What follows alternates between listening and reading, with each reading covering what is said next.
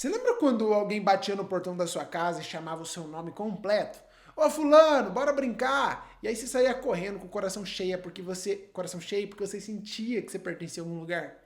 Cara, a gente tinha amigos no intervalo da escola, tinha amigos na rua, nas casas ali da rua dos vizinhos, tinha amigos na padaria, só que a gente cresceu e ninguém mais vem chamar a gente pra brincar.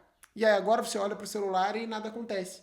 Ninguém mais aparece no portão, ninguém te pergunta se você quer jogar videogame, se você quer conversar, se você tá bem. E aí um pensamento começa a se instalar na sua cabeça de que, poxa, talvez eu realmente esteja sozinho, talvez o problema seja eu.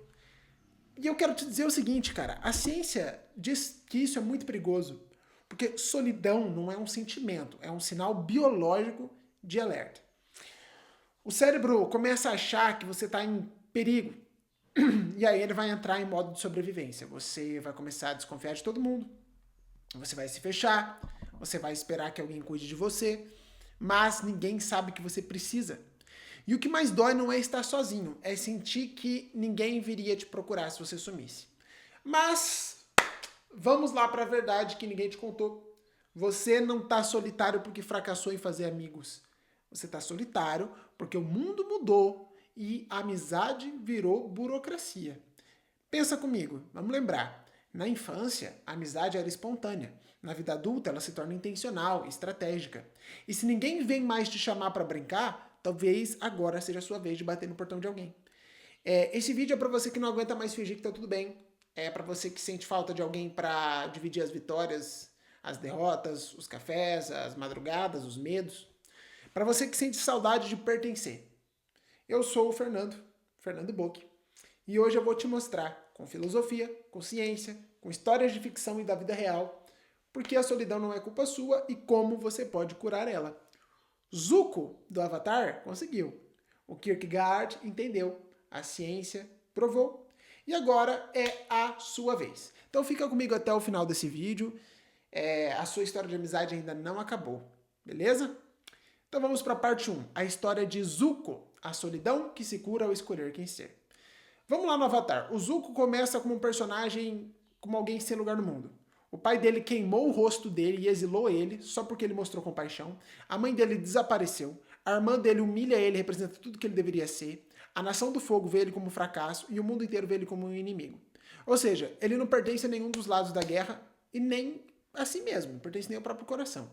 Então ele passa quase toda a primeira metade da história acreditando que o quê? Se eu recuperar meu lugar ao lado do meu pai, então eu deixo de ser sozinho, né? Então para isso eu vou capturar o Avatar, vou fazer maldade, enfim.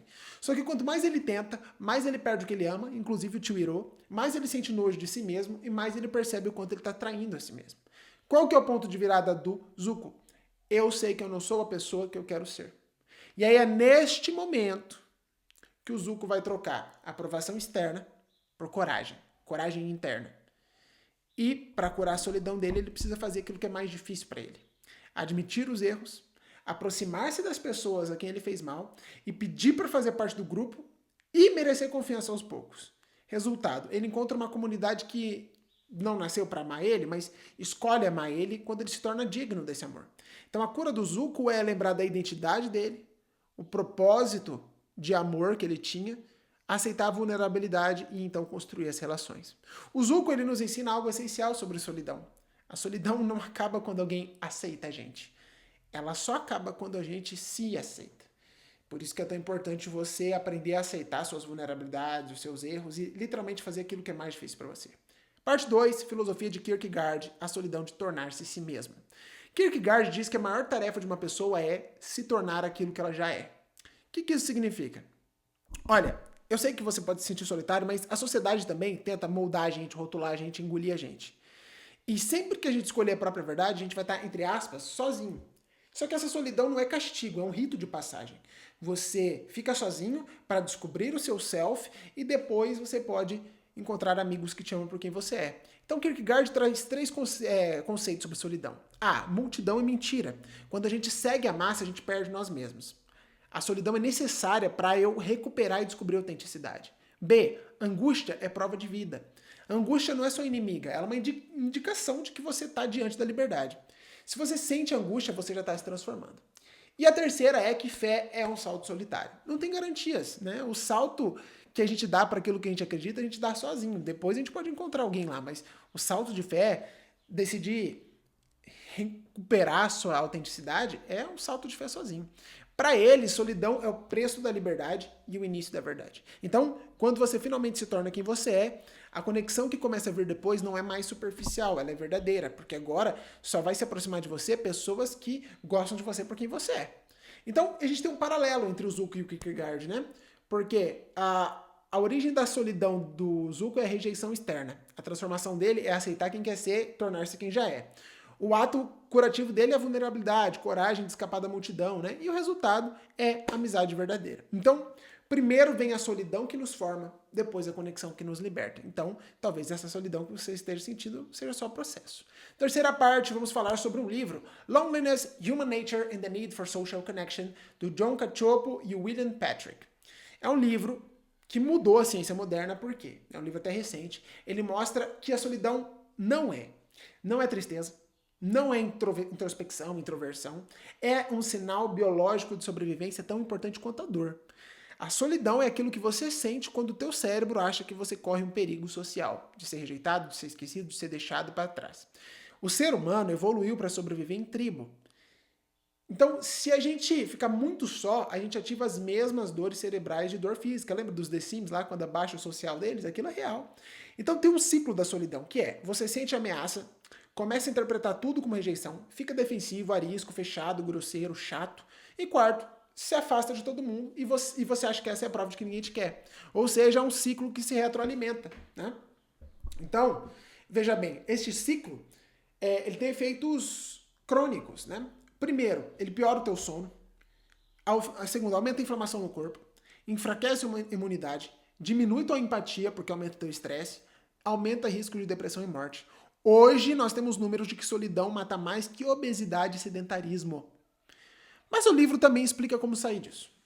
Mas de forma realista e não é autoajuda barata de coach, tá? Então a primeira coisa o erro comum é tentar arrumar amigos de qualquer jeito. Você tem que aumentar a qualidade, não quantidade. Segundo é esperar que as pessoas venham. Não, você tem que criar micro-iniciativa de contato. Terceiro é focar só em si mesmo. Não, você tem que focar em ajudar as pessoas. E quarto, buscar aprovação. Não, buscar pertencimento por valores. Você precisa ser alguém que é fácil de gostar.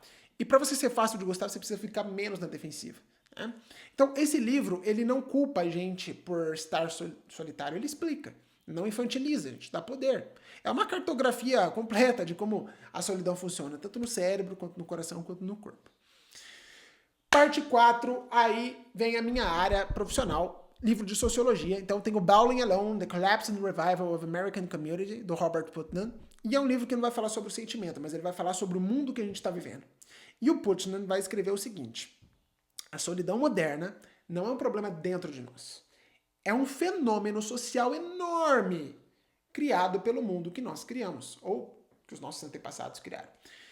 Então, o Putnam vai provar com dados que nós estamos nos desconectando. Nós temos cada vez menos amigos íntimos, cada vez menos clubes, grupos esportivos, igrejas, menos confiança no outro, menos vizinhança, menos tempo com a família.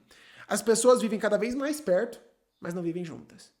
Porque as casas são menores para caber todo mundo, mas ninguém se conecta. E aí você se conecta com a pessoa no seu videogame, lá na Malásia. E aí ele vai trazer o conceito do capital social, que tem dois tipos. Primeiro, a gente tem o bonding, que serve para nos proteger, que é da família, das amizades profundas, e o bridging, que serve para nos expandir, que são os colegas, comunidades e grupos. A sociedade moderna meio que destruiu os dois, né? Não tem mais bonding nem bridging. Qual que é o resultado disso? O aumento da ansiedade, o aumento da violência, polarização política absurda por causa das câmaras de eco, que ninguém tolera mais opiniões diferentes, desconfiança generalizada e o isolamento como novo normal. Então, o Putnam mostra o quê? Solidão é política, é econômica, é cultural. A gente, quando a gente quer ter conexão, a gente está nadando contra a corrente do mundo? Sim. Você está sendo alternativo? Sim. E qual que é o caminho que ele representa? Sem clichê. Participar de projeto comunitário, ser voluntário em alguma coisa, buscar ambientes que obrigam convivência real, a igreja é um ótimo exemplo disso. Espaços intergeracionais, ou seja, você convive com pessoas de idades diferentes. E ter rituais sociais estáveis, ou seja, ter a terça da cervejinha, sei lá. Porque as amizades, elas não surgem do nada, elas precisam de ecossistemas, entendeu? Da mesma forma que você fez seus amigos na escola. Então, juntos, esses livros ensinam o que pra gente? Que a solidão acontece dentro de você, mas também ao nosso redor. O cérebro entra em modo defensivo e a sociedade desmonta as tribos. E a cura vem com microconexões, altruísmo e participação comunitária. Então, cara, vamos lá. Você não tá sozinho porque você é errado. Você tá sozinho porque o mundo tá errado. E o teu cérebro tá tentando sobreviver a isso. E não tá conseguindo, né? Porque o ambiente determina tudo. Não existe córtex pré-frontal que aguente o ambiente. Parte 5. A melhor evidência sociológica. Vamos lá, a gente vai falar do trabalho da Juliane Holt-Lunstad, que são meta-análises sobre conectividade social e mortalidade. Então ela trouxe estudos que são marcos científicos, porque eles vão trazer centenas de pesquisas de milhões de pessoas. Não é hipótese, é uma estatística gigantesca, é um estudo, homérico, foda. E o que as evidências da Juliane mostram? Que quando a gente remove ou a gente enfraquece conexão social, a gente aumenta risco de morte. Tá? Então, fatores. Solidão percebida aumenta 26% em risco de morte, isolamento social 29%, e morar sozinho 32%. E a gente tem uma comparação chocante. A solidão hoje mata tanto quanto o cigarro, mata mais que a obesidade, mata mais que sedentarismo e mata mais que a hipertensão leve. E tem que saber que solidão não é um sentimento triste, é um risco de vida, é um nível tabagismo. É você falar que a pessoa que é alcoólatra, ela só é triste. Não é, tá? Tristeza, tudo bem, também mata, mas não é nesse nível. E a solidão mata como? Tem mecanismos fisiológicos. Primeiro, inflamação crônica, eu já comentei antes. Segundo, sono fragmentado, porque você está hipervigilante, você acha que você vai ser abandonado. Terceiro, cortisol elevado, que você está sempre em estresse. E o sistema imune e a cardiovascular vai pro cacete. Então, a solidão faz a gente se comportar como se a gente estivesse sozinho na floresta com um bando de predador ao redor. Imagina. Então, cara, as relações sociais são medicina preventiva. A comunidade é saúde pública. Então, se não tem gente perto de você, você tem uma doença ambiental. Agora, parte 6, a melhor evidência geral sobre o assunto. Aqui vai ser neurociência, psicologia e sociologia juntos. A gente vai voltar para o John Cacioppo com o sistema neural da solidão. E aí ele vai mostrar o que acontece no cérebro. Qual que é a descoberta central? Solidão não é estar só. É basicamente você sentir-se não protegido pela sua tribo, né? Então, quando isso acontece, nosso cérebro ele ativa o quê? Primeiro, a amígdala, que é não é da garganta, é do cérebro, ela gera essa vigilância do perigo social. Segundo, diminui a ocitocina, você tem menos confiança, e acontece o fenômeno da distorção cognitiva. Você vai interpretar rostos neutros como hostis, ou seja, você passa a esperar a rejeição, aí você age defensivamente e gera rejeição. Então o cérebro tenta te proteger e te fode fazendo isso, tá? E qual que é o loop da solidão mapeado pelo Cacioppo? Então, primeira coisa eu me sinto vulnerável, aí eu fico hiperalerta ao social, aí eu interpreto tudo como uma ameaça, aí eu afasto as pessoas, e porque eu afasto as pessoas eu me sinto vulnerável e eu repito o ciclo. Então, isolamento cria mais isolamento. E aí, então beleza, você entendeu isso, mas você quer quebrar o ciclo. Então como?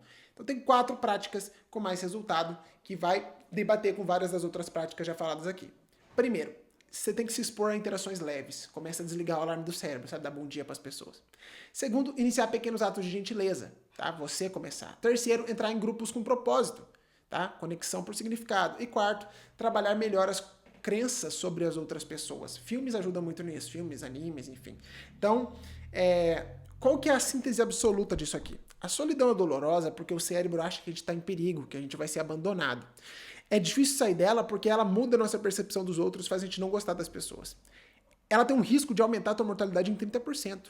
E não é só psicológico, é biológico, social e político, principalmente. E quem que é o culpado? Bom, ninguém, é um mecanismo evolutivo, né? A solidão é uma fase evolutiva que virou prisão no mundo moderno. Então, para concluir, eu quero dar a minha opinião. Cara,